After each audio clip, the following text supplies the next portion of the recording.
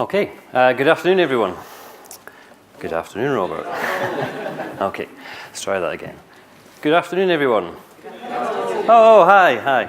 So I'm Robert Cochran from Scottish Widows, and let me ask you first of all a quick question. How many of you run or have a pension scheme for your employees? I expect to see every hand going up. Great. Do they love it? No. So just before I go, so I'm going to just go into the financial wellness stuff that the government's been doing. But I thought I'd quickly share with you just some research. The biggest piece of research ever been done, I think, amongst employees of pension schemes. It was done by the IGCs, so the Independent Governance Committees of the 11 biggest providers. And my favourite slide of the year so far this year is this one here, which is what people think about pensions. Okay, so this was done with employees, and it's not great for the brand of group pensions. It's not great for us at all.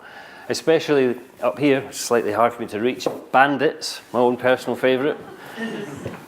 So this was done as part of the qualitative research before they went and did the quantitative research. And the quantitative research was with 14,000 employees, so a massive piece of research, and it asked them what it was that they valued about pensions. But first of all, what do you think about your employee workplace pension scheme? So lack of knowledge, confusion, uncertainty. But over on the left, there's some other really interesting words there about regret. But people feel that they haven't paid enough in, they weren't sure what to do, it's too late. So there's a number of mixed messages there.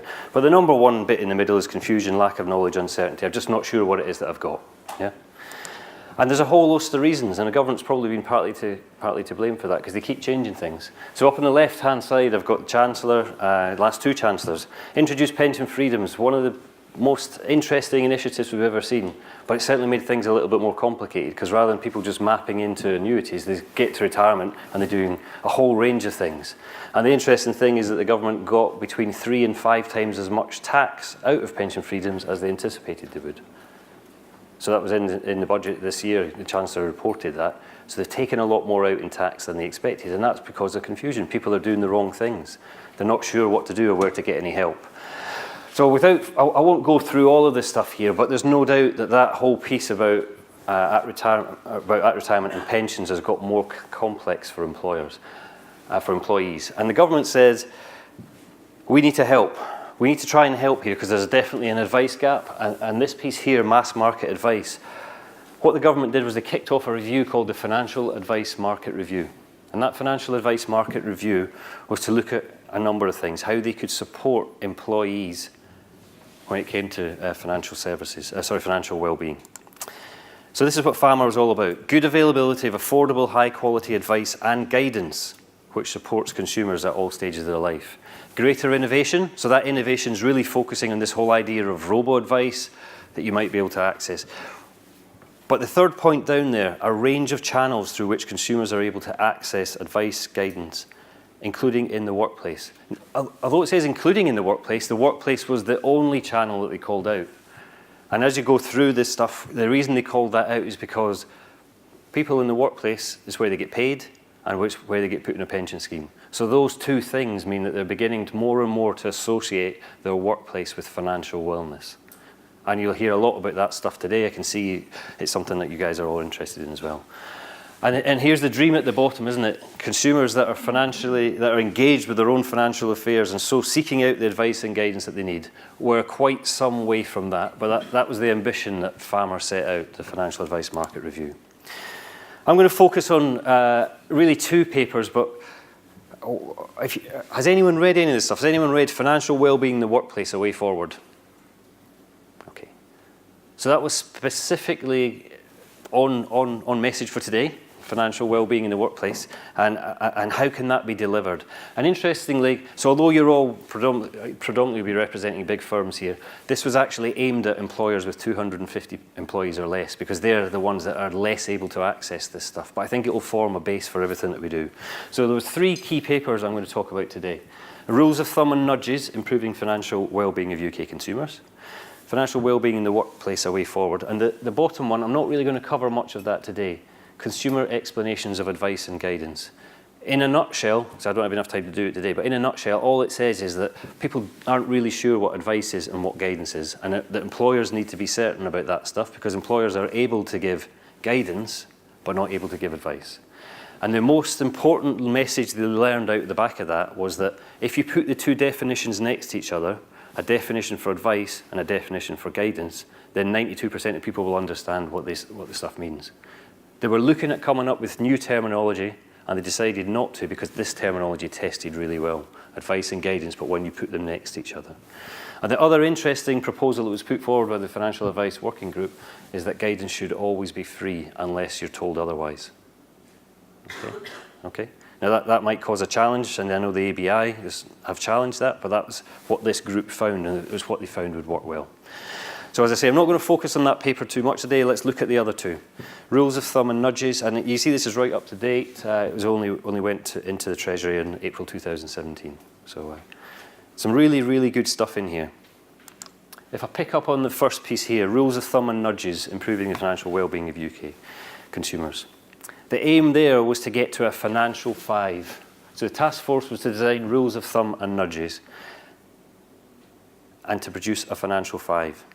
Now, rules of thumb. Can anyone tell me a rule of thumb that they think is widely known and well recognised within the UK? Because it feels me quite a big challenge to get these rules of thumb widely recognised and well known. I can only think of one, and every time I do this with groups, it's pretty much one that people come up with. The clue was in financial 5. 5 a day. Fruit and veg 5 a day. That's pretty much the only one that most people will land on. And you think about it, what they've managed to do there is weave it into everything, isn't it? When you go and buy a bag of fruit, when you buy some food, when you buy some juice, it's got one of your 5 a day. That's the ambition they had here, to try and create that for a financial 5. And they're pretty far away from doing that, but it's an ambition and it's a starting point. And you'll recognise this stuff, how people think about their finances today. First of all, they don't want to think about their finances today. And more importantly, when they do think about it, they just want to think about it today. It's that whole idea of living for today, not planning for the future. And one of the key findings, so the person who was chair of this financial advice working group that put together all these papers is actually the Scottish Widows chairman. And I ran a few sessions with him last week. And the key finding they had was just how little financial knowledge people had. They struggled with things like calculations and understanding financial concepts. In fact, any ambition to put a number in any of the rules of thumb would immediately make it less successful because people would switch off. Things like percentages, you'd normally think, okay, you might well think that it's a relatively easy concept to get across, but in fact it turned people off repeatedly. So a lack of financial confidence and a fear of failure. A lack of financial confidence and also a lack of certainty about where to go for this stuff. They weren't sure at all where to go. And they have difficulty about thinking about tomorrow. So they're okay in today, but difficulty thinking about tomorrow. And that's that whole thing about living for today. And in another presentation, I could come up here with a tenner and a fiver, and I could offer you a fiver today versus a tenner in a year's time. And now you're an educated audience, so you'd probably take the tenner in a year's time. But reality is, whenever you do that research, people will normally go for the fiver today, just because it's immediate. It gives them that endorphin rush. Like, great, I've got my fiver now. I don't need to worry about anything else. So when I show you these 5 that they came up with, I'll first of all tell you they are pretty basic. And they're pretty basic because they tested a whole load of stuff, and this is what tested best. And it's not necessarily the final 5 that they'll end up with, but it's what's been put back to the Treasury as a starting point. So, rules of thumb, trying to get away from the noise, simple stuff that people can land on and understand. So the first one up here, clean up your finances regularly. God, it's pretty basic, isn't it? And you might think, when you look at this stuff, you might think, God, that's far too basic. The next one, manage your borrowing, not the other way around. Save when you can, even a little helps a lot. Number 4, my own personal favourite, being as I work for a pension provider, pile into your pensions, it's your future income. And other people get most out of their money, so can you. So I'm imagining you're looking at that thinking that's all really, really basic. But what that does is it forms a framework which a whole load of nudges will sit off the back of. And I'm kind of reassured when I looked at all the other ones that they tested. So things like save more as you earn more sounds better than some of those ones that are up there, but it didn't test as well.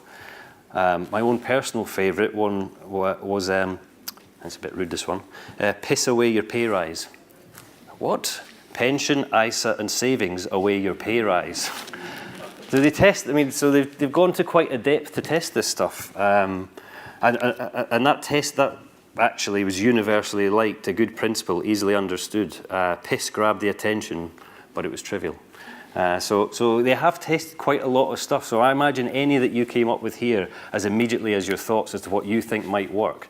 When you actually go and look at it, they've probably tested that stuff, and they've got some really simple feedback. And again, this stuff's easily available. You can grab that. So a whole host of stuff like that. Really interesting stuff as well. So clean up your finances regularly was originally spring clean your finances. And then it found out young people had no idea what spring cleaning was. I think they could just stop at they had no idea what cleaning was. But as you go through, you'll see that they've actually tested a whole load of really interesting stuff that sits around it. So 5 rules of thumb. And out of the rules of thumb, they'll create nudges. And this bit hasn't been super well developed, but you can see what they're trying to do here. So first of all, this stuff here is all about social norms. So that whole idea of behavioural psychology and nudge theory. Other people get most out of their money, so can you. So social norms is something that they'll try and test quite a bit. The nudge theory here, dear employee, we'll be putting X% of your future income, pay rise, bonuses, whatever language you want to use it, towards your pension. And then the social norm piece, 70% of your colleagues have signed up.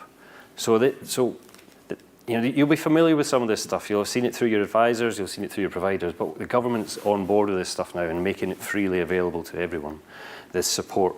So this bit's still in development, but again, the intention today was just to bring to you future changes in the market. I think this will form a base, because if you've got your own wellness program and the government's kind of got some kind of endorsement of something else, the two will have to talk to each other. They'll have to offer some kind of similarity in what they're saying. Okay. So that was one paper, very, very quickly done. And as I say, it's actually dead easy to read, and there's actually some really interesting stuff in it, really useful stuff that you can probably apply right now. The most obvious paper for today was Financial Wellbeing in the Workplace, A Way Forward. First thing I would say about this paper, it's a brilliant resource for all of the financial wellbeing research that's been done, because they've tied it together and they've created some fabulous infographics which show why it's so important to have this kind of support in the workplace. All the stuff you'll have heard about the 4% payroll cost to the UK, about presenteeism and absenteeism, all of that stuff is brought down into some really simple, effective infographics. So employees need help with their financial well-being, and there's a clear link between well-being and employee productivity. Most employers understand this link, and when I say most employers, it was about 80% were understood it and were on board, and there was a hard core of 20% that didn't want to go near this stuff. Okay, so that was just out of the research. And most are willing to do more to help their employees, and there's, you know, this whole event's full of employers that are willing to do that, but need guidance on what they can do. And the aim of the group was to help employers achieve this without imposing new burdens on them, and by offering practical resource. And back to my point that I made already, the workplace is a place where people already engage with money through wages and pensions, and employers have got a vested interest in helping them. So again, I would first of all call this out as a brilliant resource for one place you can see all of the research. So some of the NABAR have done research, you know, people that are here today have done that research. It's all filtered and brought into this report. And then it was what potential solution have they got?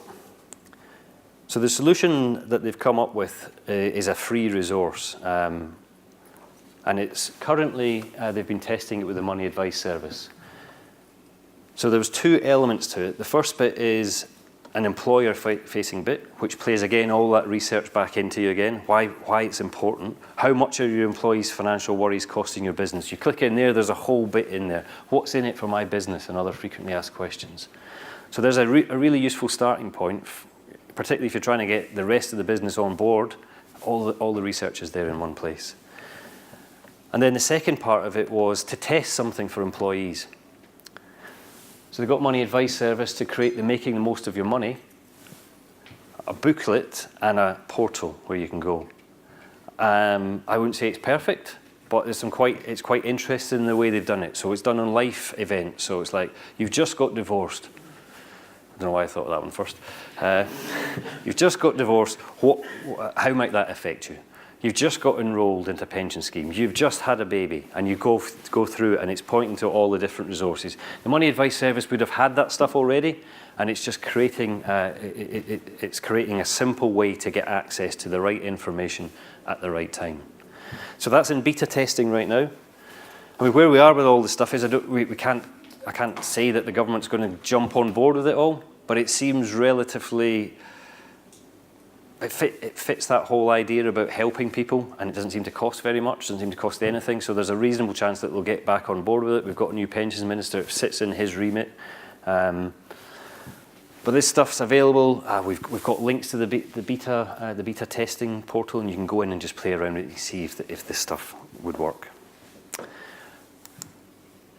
And then there was another piece about what more can employers do, and we've just had a discussion at my table, the round table we just hosted there. I'm not expecting you to read all this stuff, but interestingly, it was top 11 tips. Whoever came up with 11 tips? The top 11 tips that an employer could do for doing a little bit more. Number one was all around auto-enrollment scheme. So everyone here's got an auto-enrollment scheme. Do you need to automatically enroll your employees? Number two was about what other resources you can use. So invite experts in, such as your pension provider or your local bank's mortgage specialist, to discuss money matters with your employees. So that might not be as joined up as the stuff you'll get through an intermediary or through one of the financial wellness providers, but it is likely to be free, to bring that in.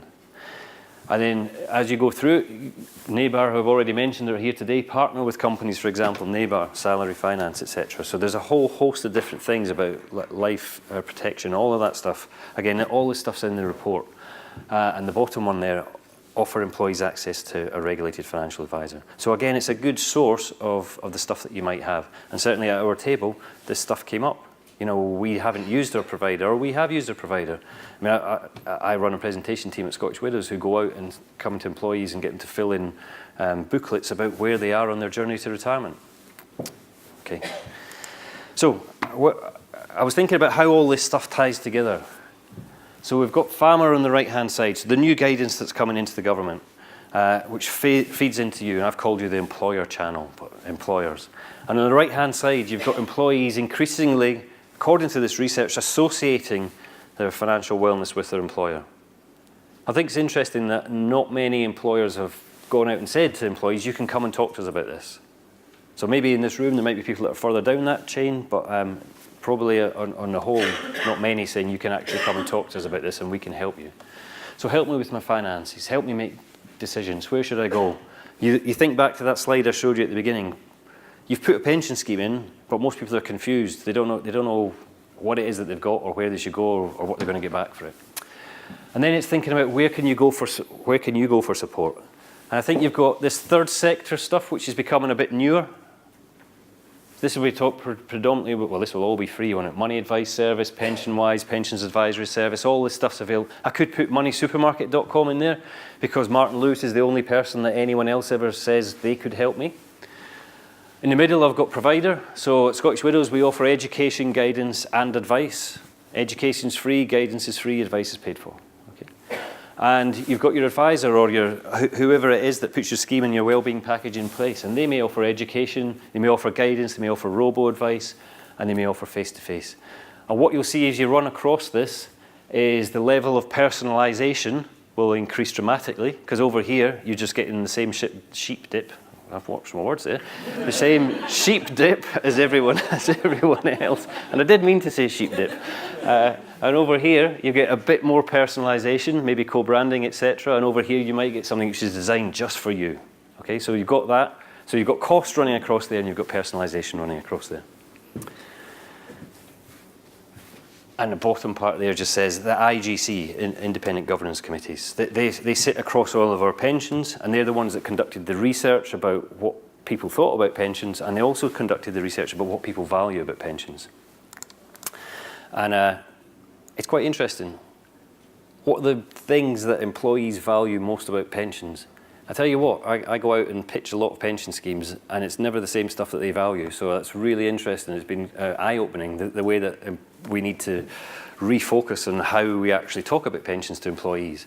So this list here, so what this is called max diff analysis. I don't know if there's any statisticians in the room, but you rate things as to things that are the most important to you and the least important to you, and then they score it, and 100's the middle.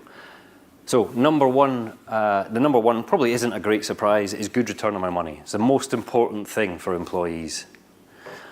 But number 2 is a surprise, controls and safeguards. That's something that us in the industry would probably just take for granted. You've got security, the money belongs to you. You know, I read about British home stores, it doesn't really affect anyone at Scottish Widows or any of our customers, but it's obviously affecting people's mindset. It's this kind of stuff that they're worrying about. So the first few are all, in fact, about good return, or about return and security. So financially strong provider. Number 3, the employer pays in at least as much as I do. So really interesting. I'll value the scheme more if I think my employer values it as well. And all the stuff that we talk about and we focus our efforts on, building mobile apps. Everyone's, oh, mobile app. Not very well, not very highly rated. And I think that's partly because if I come and asked you this about a bank a while ago, you'd have probably, 10 years ago, you'd have probably said the same thing. I'm not interested in a mobile app. But at Lloyds Banking Group, we'll have 2 billion logons last year. So, it's happened really quickly. So 13,742 respondents, probably the biggest piece of research ever done. And this isn't Scottish Widows research, this is across the 11 biggest pension providers in the UK. So really interesting, maybe something we need to think about how we talk about pensions, to take away some of that confusion, to let people know their money is secure, and to let them know that they've got flexible options. And all the stuff at the bottom there about seminars at work, mobile app, that's the stuff that we focus on, but it is really valuable, but people just haven't experienced it. So if I look at the mobile app, in actual fact, only 4% of people said they had access to a mobile app. So if you've never experienced it, you're not going to value it that high. So there's some changes that have to happen there. And I'll just finish off with a slide which we use quite heavily at Scottish Widows, and it's that thing about education, guidance and advice. And the reason I put it up here is I wanted to just quickly touch on how we provide education. And the most successful thing that we have done is those pension basics videos. So that's to take the top questions that come into Google and try and answer them about pensions specifically, and try and answer them in 30 seconds. Now we used to do 8-minute videos, and some of them featured me and nobody watched them. And then we went to 2-minute videos and people still didn't watch them. But now we've gone to 30-second videos. 30-second videos, 11,732 hours of watching of those 30-second videos. That's an awful lot of 30-second videos that have been watched. And at that kind of format, it's dead easy for us to put that on a mobile phone, make it easy for people to consume it. What's my question? There's my answer. It might not be the most thorough answer in the world, but it's giving you that reassurance and moving you on. And it's all about taking this stuff away. I can see that's my time pretty much up. Maybe we've got time for one question, but yeah.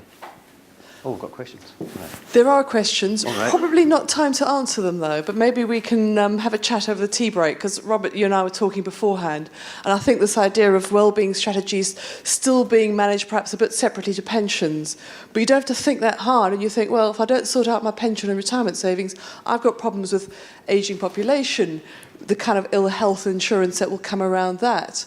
You were talking about how many of the pension providers have lots of free services in the way that health insurance providers have EAPs and that sort of thing. And we're not tapping in always with the pension providers in the same way as we are with the health insurance providers. I think, yeah, the whole issue around workforce planning. So lots of questions. We could have spent another half an hour, 45 minutes, but I'm going to have to, unfortunately, call this to a close because the other rooms are out already and they're going to be knocking at the door. Okay. But thank you. Huge, big thank you. Okay, Great thank you very much. presentation.